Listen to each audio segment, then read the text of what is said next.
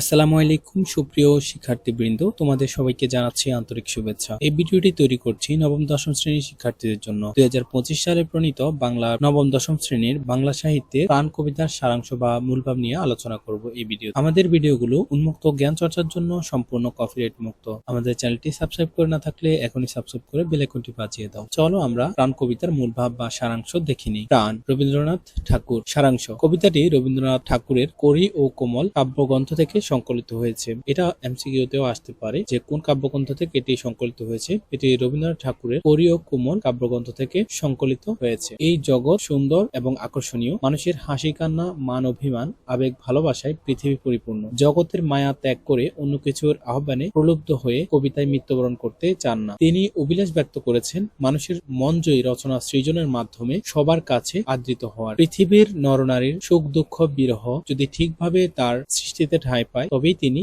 অমর হবেন। তা না হলে তার রচনা শুকনো ফুলের মতো সবার কাছে অনাদৃত হয়ে পড়বে।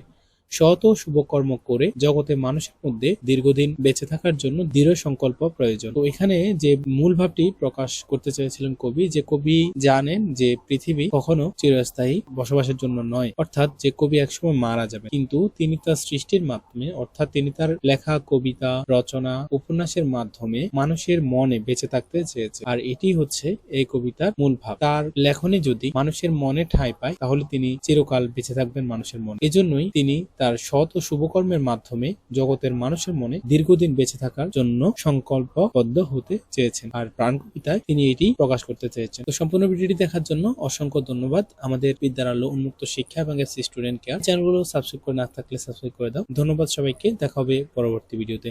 আল্লাহ হাফেজ।